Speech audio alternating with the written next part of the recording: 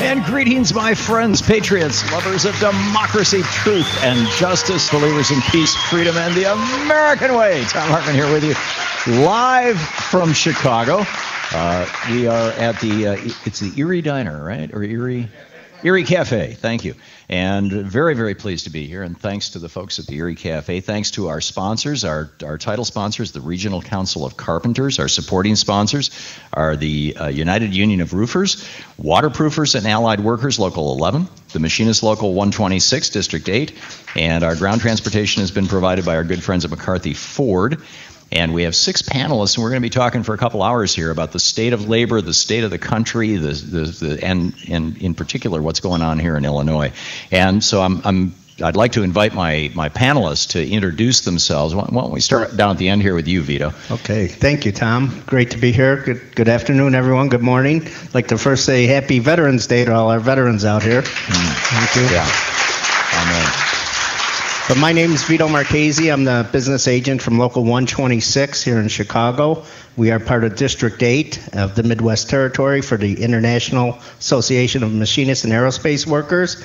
My Local 126, we represent most of the municipalities here in Chicago, our municipal workers, City of Chicago, Cook County, Chicago Park District, Water Reclamation. So we are obviously very in tune to things that are happening in the city and in Springfield. So very honored to be here, and with a great panel here, we're going to have a great conversation this morning. Thank you. Yeah, thank you, Vito.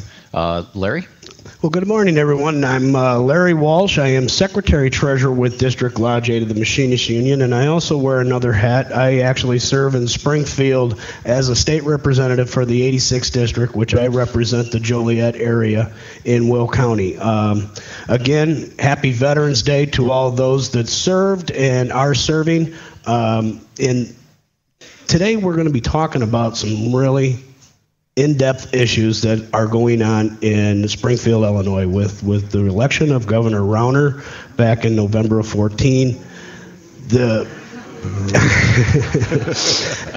Believe me, I feel the same sentiment. Yeah. It's been a very, very difficult legislative session, and we are still in it. We were supposed to be finished up in May, and we have been in continuous session since May 31st, and this fight is a fight for working men and women throughout the state of Illinois. So have a great day. Thank you for being here. Great crowd, and we'll talk more. Yeah. Thanks. They're great to have you here. By the way, Tom Ryan, who's the president of the Chicago Firefighters Union Local 2, is supposed to be here. He will be here shortly, but there was a fire. Yep. And surprise, he's a firefighter, so he's out there putting out a fire. Jeff? I'd like to introduce myself, Jeff Eppenstein with the United Union of Roofers, Waterproofers, and Allied Workers, Local 11, here in Chicago, as well as the outlying suburbs. First of all, I do have to say, thank you for all the veterans that are out there, both the men and women that, fight every day and have fought in the past to give us all the great freedoms and the ways of life that we all enjoy today. Especially have to say, thanks to my dad, who I know is listening. He's a veteran, also a retired roofer, and my grandfather as well, who served our country in the armed forces and was also a union roofer too. I'm glad to be here today. I'm glad to have the opportunity to speak, obviously, to a bunch of progressives out here that are in the audience today. And, the stuff that's going on in state government and the way it impacts all of our lives is certainly something that hasn't gone unnoticed. And I thank Tom for coming in and allowing all of us an opportunity to address that to everybody out there listening today. So thank you. Yeah, my pleasure. And it's amazing. This table... Vito and Larry, you are with the union my dad was a member of, and Jeff, you're with the union that my brother Stan was a member of. So it's like I'm SAG-AFTRA, so I don't think SAG-AFTRA is here. Anyhow, Tom, you want to start on your end?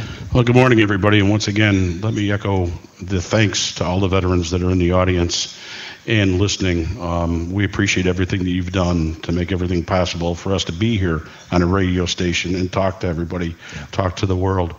I have the privilege and the honor of representing 100,000 hardworking men and women in the Chicago and Cook County building trades that build the buildings, and we maintain the buildings in Chicago and Cook County.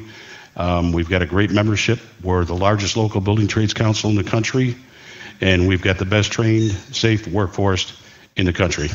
That's great. Sam?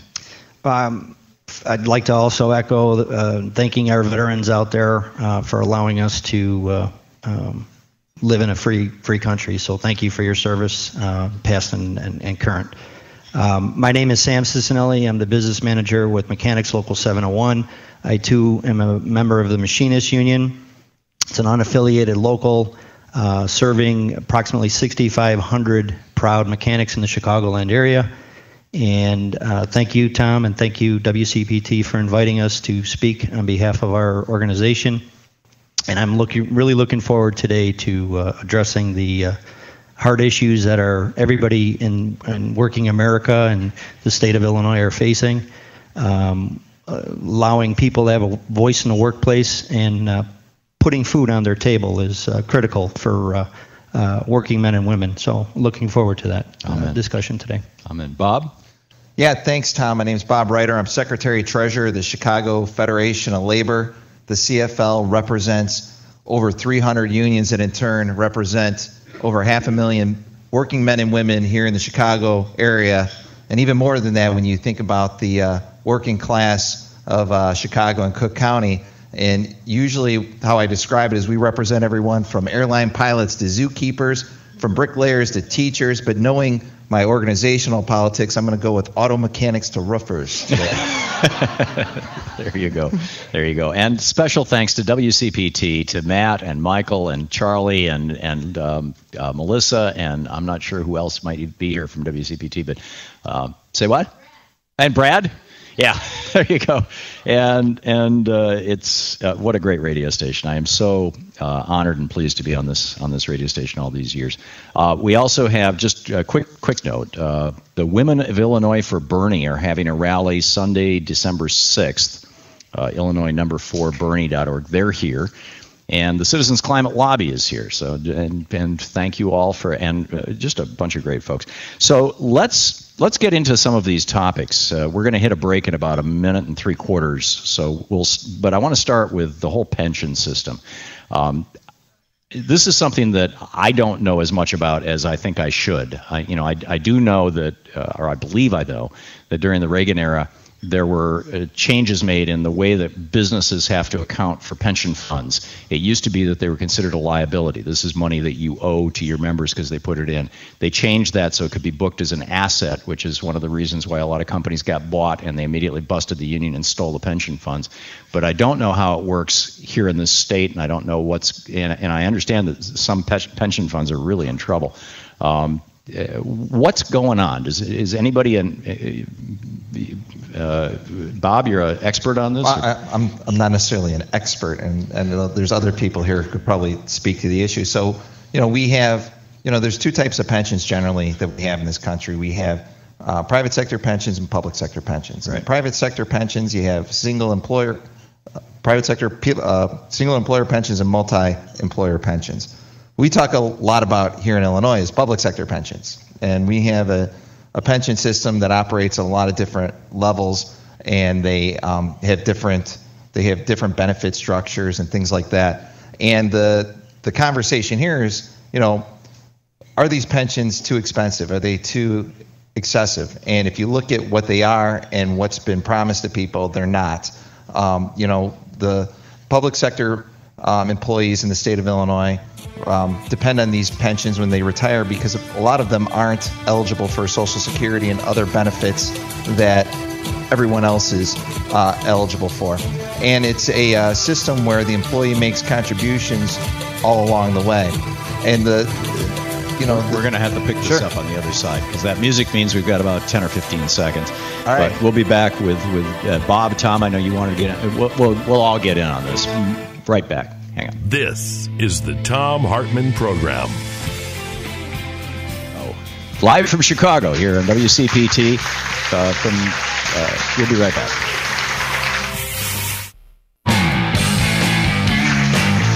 And welcome back from Chicago, from the Erie Cafe here on WCPT, or at, an event put on by WCPT. And we have an illustrious labor panel, and we were talking. And later, as we get into the program, we're going to be taking questions from the audience as well. Matt's going to run around with with a microphone. But first, I want to get some of these topics nailed down and get some of the details on this. Bob Reiter, the Secretary-Treasurer of the Chicago Federation of Labor, you were explaining the difference between public and private pensions and, just basically laying the ground here for us to understand what this whole pension so-called reform issue is. Yeah, thanks, Tom.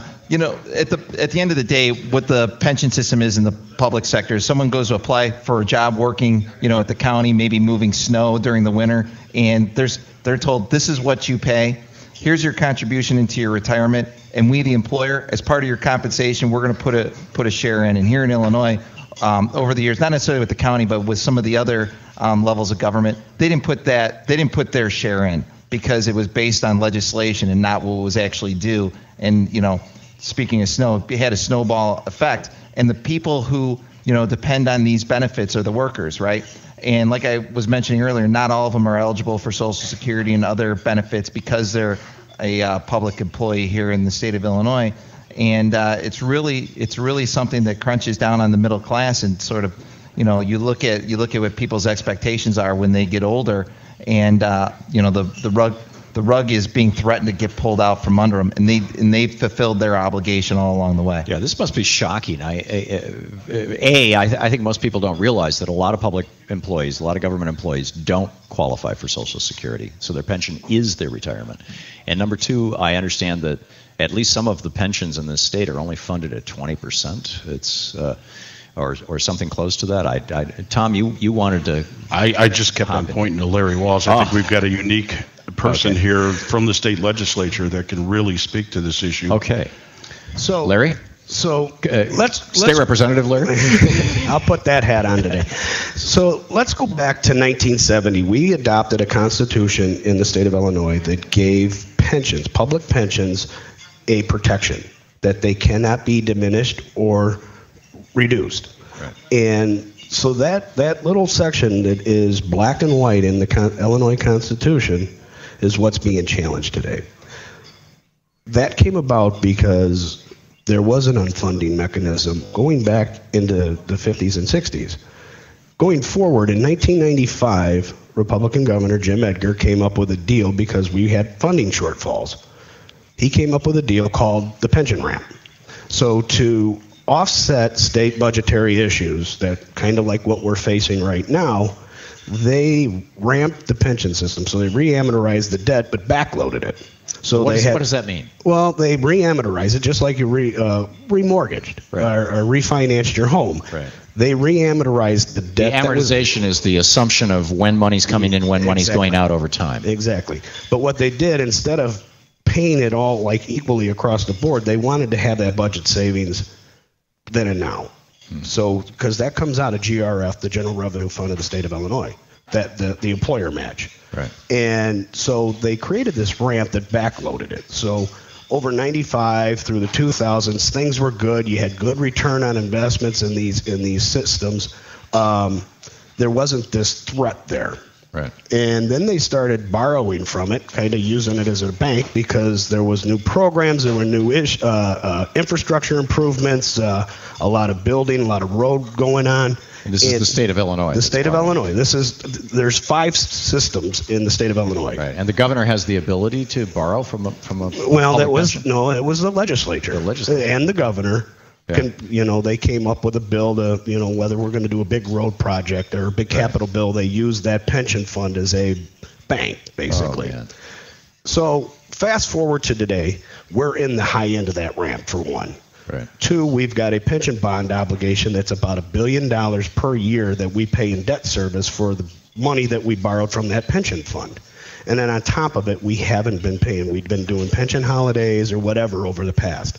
Since 2010, the state of Illinois has been making its full pension payment to the 5 systems. Mm-hmm. And what that done is under Governor Quinn. Under Governor Quinn, we started making a full pension payment. Yeah. First time. Good Democrat. What a surprise. First time ever.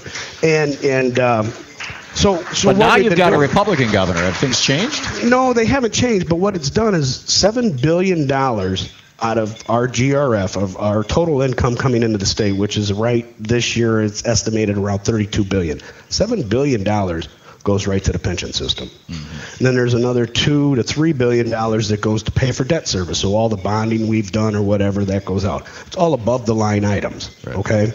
When we get into the budget process, you have what's called a discretionary. So we got 5 in the house where I serve. We've got 5 windows. You've got elementary, secondary education. You got higher education, general services, which are constitutional and agency officers, Department of Corrections or public safety, and health and human services. Those systems, that discretionary pot has shrunk. So that's where all these cuts are coming from that you're hearing that happen. We were down yesterday talking about a lot of these issues yesterday. Because of all this top-loaded monies going out, that discretionary pot has shrunk. And that's where we're in this fight, because we know we need revenue. We know we need revenue, but with 2 parties now, with the Democratic legislature, supermajorities in both chambers, but a Republican governor, we're trying to bring everybody back to the table to make decisions. Has the governor drawn a line in the sand and saying, you know, no tax increases to fund the pensions, exactly. for example? So we had in 2010, they passed a temporary tax increase. We got a flat tax in Illinois. It was 3%. We raised it up to 5% in 2010, and it was temporary. It expired January 1st, 2015. When that expired down to 3.75%, we lost $4 billion. That's the hole we have right now, is $4 billion. And the governor came in when he was elected and says, let that expire. Democrats are going to say, okay, we don't have to raise taxes. The governor's going to solve it. And that's where we're at. And the governor didn't solve it. It's now a terrible mess here in the state of Illinois. Yes, it is. Amazing, amazing. We'll be back with more live from the Erie Cafe here in beautiful Chicago. WCPT. Stick around. You're listening to the Thom Hartmann Program. Call 202-536-2370. And we'll be right back with our panel of labor experts right after this.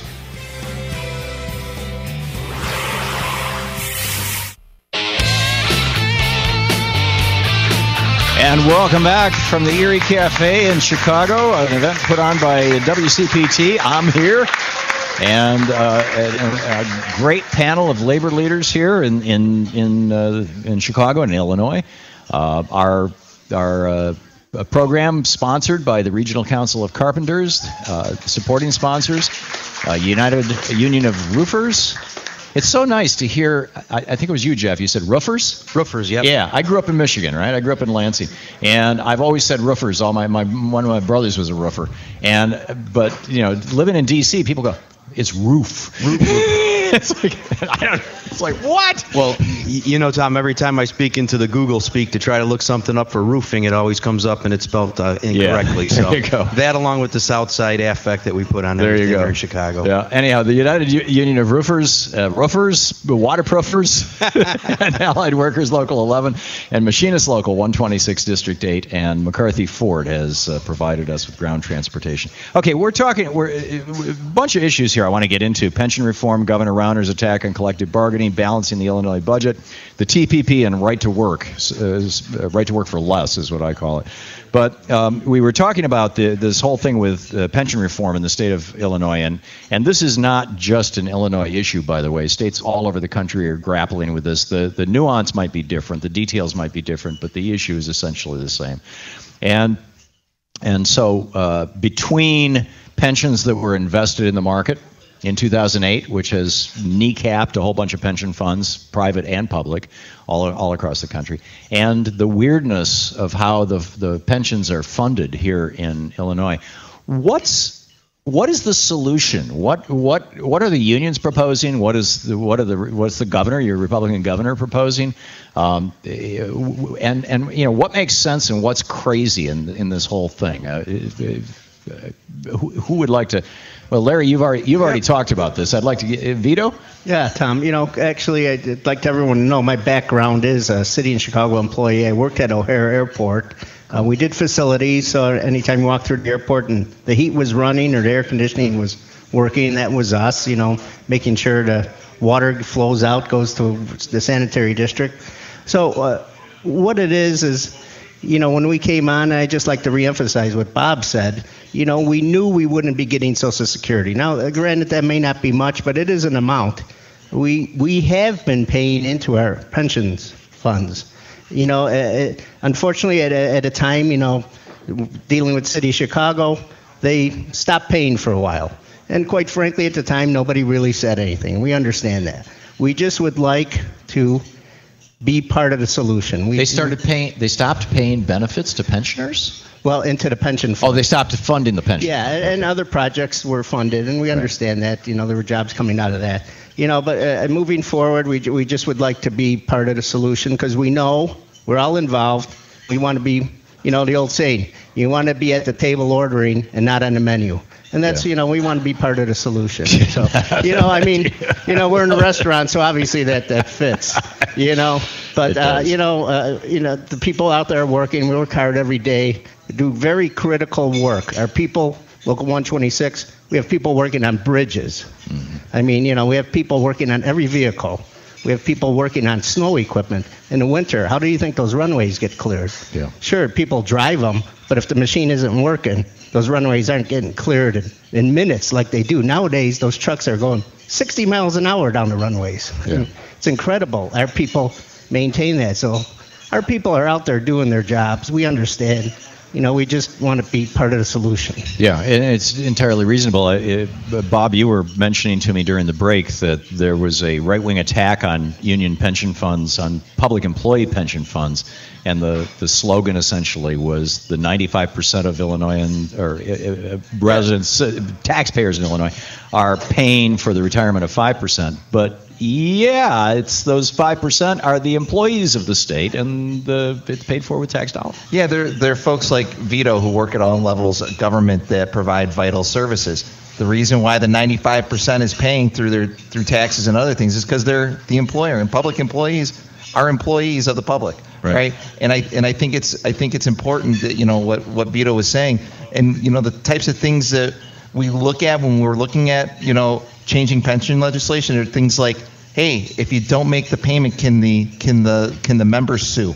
Can the members sue? Can the union sue to force that payment? And what we're looking at is things like, can we have a contribution from the employer, like in other pension systems that you know, look at what is actuarially required to make the benefit, you know, real over time. Right. In other words, fully fund the pension. No, absolutely. And you know, in ways similar that are done in what we call the multi-employer setting on the private sector, where there's, you know, you look at, you know, you have to have an investment return over time, you know, over like a certain, you know, not in 1 year, but over, you know, 10 to 12, 20 years, 30 years even, that, you know, provide a good benefit. Because, you know, what are we doing? These are folks who, when they turn 60, they have to live the American dream like everyone else. They work their whole life. Yeah. Let them retire in dignity. Yeah, indeed. And this is tough work. Sam?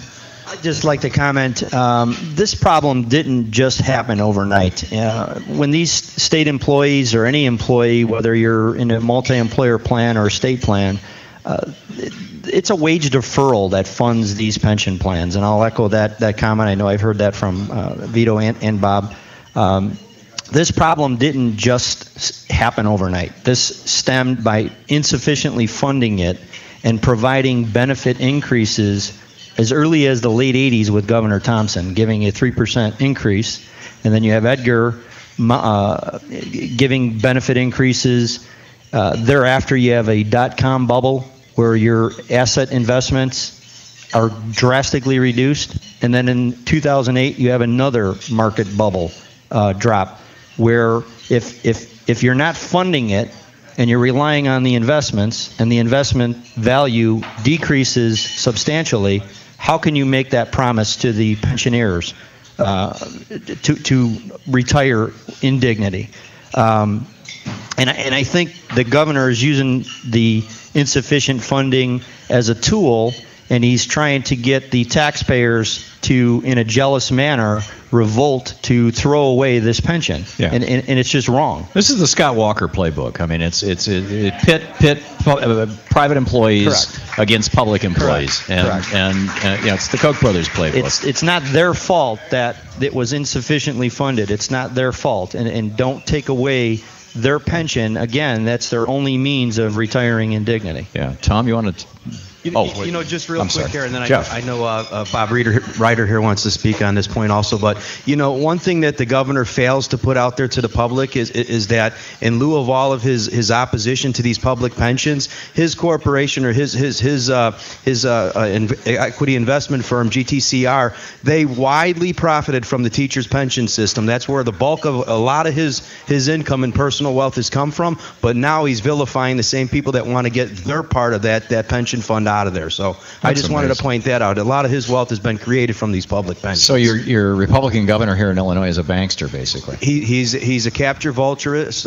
This is how he's made his money. And again, talking about the flat tax that we have as our state and that tax that would have rolled over under Quinn if he would have been reelected. Essentially when that tax didn't roll over and it was reduced like that individual, our governor, he saved $750,000 on his personal obligation to our taxes through his income tax. So if he would have been taxed and all the other people who could afford to pay higher taxes would have paid their fair share, then the manufactured crisis that he's created would not be there. The shortfall that Representative Walsh is talking about here, it's exactly true. We do have a shortfall, and it was created the first month that he was in office, right. And he manufactured it, and people need to realize that out there. This is disaster capitalism. This is what Naomi Klein wrote about. Create a crisis and then say, oh, it's a crisis. Let's just change everything. Larry, as the guy on the panel here who actually serves in the House of Representatives here in Chicago or in Illinois, do you see change coming, or is this or do you think it's possible that the Republicans will successfully use this as essentially a wedge issue to separate working people from each other and even as an excuse to cut benefits to public employees? Well, I think that's their attempt, Tom. I think they hit a stone wall in Illinois. The one thing Illinois is, one, it's not Wisconsin. Two, we have supermajorities in both chambers, the House and the Senate, of Democrats. Right.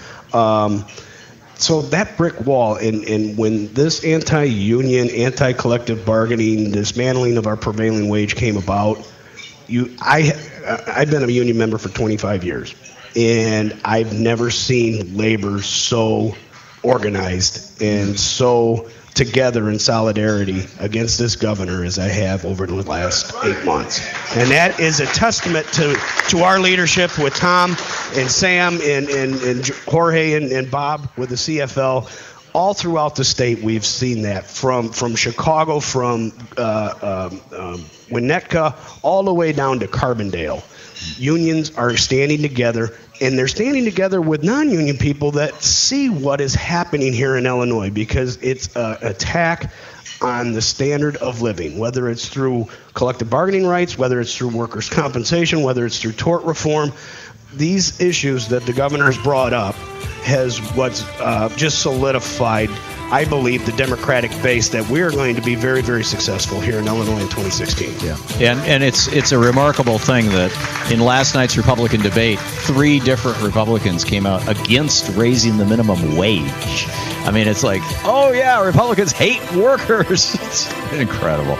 We'll be back with our special labor show from WCPT and the Erie Cafe. To Thom Hartmann. Visit ThomHartmann.com for audio and video archives.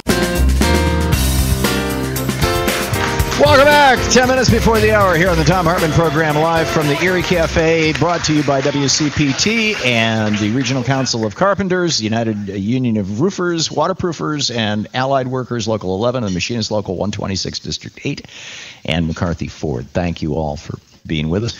We're going to pick up a few questions from the audience for our August panel.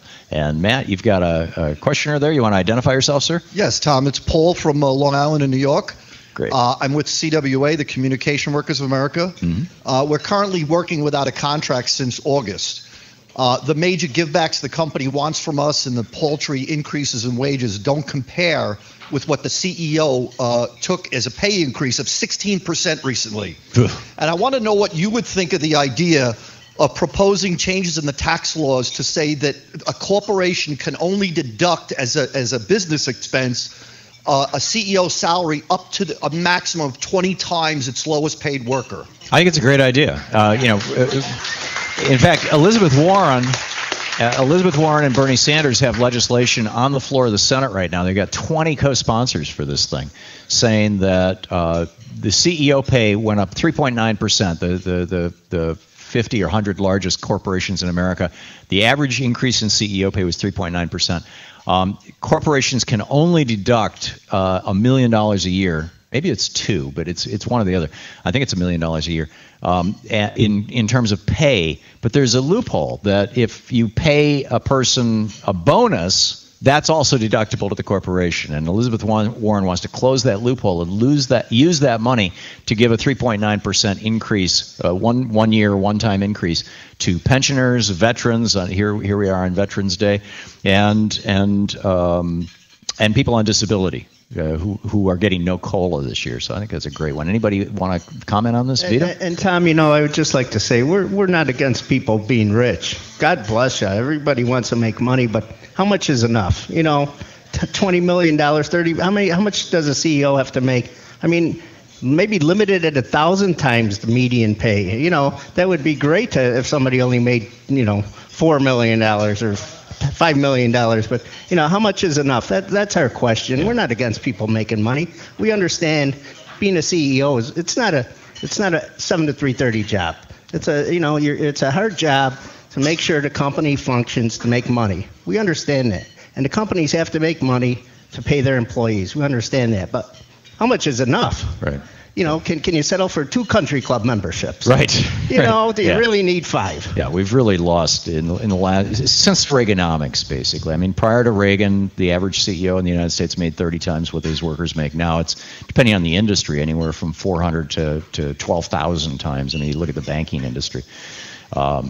Sir, Jeff. I like to use a good analogy. I use it at the apprentice class when we're instructing out there on Saturdays. I also use it with my kids. If you have $1 million and it goes to one person, what's that person going to do with that $1 million? They're going to buy 1, 2, maybe 3 homes. They're going to buy 1, 2, maybe 3 cars. They're only going to go out and eat 3 meals a night, and they're going to put some money in a savings plan that's going to help them down the road. If you take that $1 million and you give it to 10 people, that's $100,000 each. How many homes are going to be bought? 10. How many cars are going to be bought? 10. How many meals are going to be bought? 30. So you go across the board here, and what does all of that do? That stimulates the economy, that grows economy, that creates jobs, and that's a better distribution of the wealth than what the current system is. Absolutely, yeah. Nick Hanauer, the founder of Patriotic Millionaires. You've got to have an annual income of $1 million and a net worth of over $5 million to be a member of this group. It came out of the Democracy Alliance. And Nick Hanauer on our program has talked about how he makes like $20 million a year or something. He's like, I only have 10 pairs of pants. I mean, how many more do I need? It's yeah, excellent point. Anybody want to? Okay, next question. Hi, Tom. Thank you for being here in Chicago again. My pleasure. My name is Steve Gullius. I'm a longtime listener to your program. Thank you for all the great things you're doing. I belong to Local 1708 Clerical Union for the City Colleges of Chicago. My wife is Local 1600 Chicago. City Colleges of Chicago, and we are on those pensions. We are on the pensions that are supposedly causing all this economic distress. I wrote the governor telling him that I would like to have my taxes increased. I want to be part of the solution. I know it's not a very popular thing for some to do. The question is, though, in order to do that, I understand that Illinois is on a flat tax base. The Constitution, the state Constitution, would have to be reopened. And the conundrum is, if they do that, then they can get at our pension and reduce it. So I don't know what kind of response. Yeah, it's the same problem with the Constitutional Convention to fix problems with our Constitution. Larry, you wanted to speak to that? Let's identify ourselves when we come on. Larry Walsh with the Machinists District 8 and State Rep. We do have a bill. It's House Joint Resolution Constitutional Amendment. I think it's 31. It may be a different number, but you can, the General Assembly, through supermajority votes, 71 in the House, 36 in the Senate, can put a constitutional amendment to the voters of the state. There is a constitutional amendment to go to a progressive. So you wouldn't open up the whole Constitution, you would just have an amendment to it. that's how they're trying to do redistricting and term limits and other things like that. But there is a bill out there. It's trying to get the 71 together. You think that bill is going to succeed?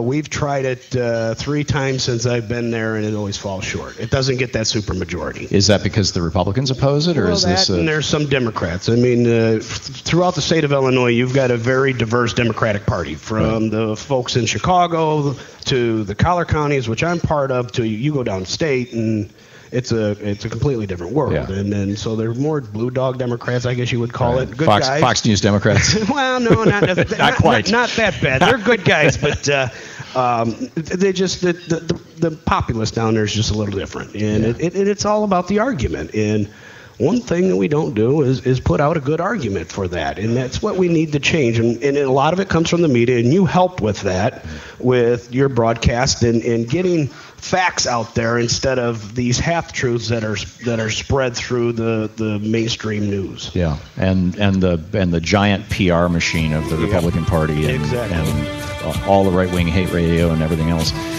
Amazing. We're broadcasting live from the Erie Cafe here in Chicago, sponsored by WCPT and the Regional Council of Carpenters, the United Union of Roofers, Waterproofers, and Allied Workers Local 11, and the Machinists Local 126 District 8. We'll be back with more right after this.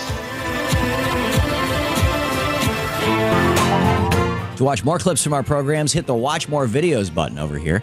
And please be sure to hit the handy-dandy subscribe button so you'll always be up to date. Tag, you're it.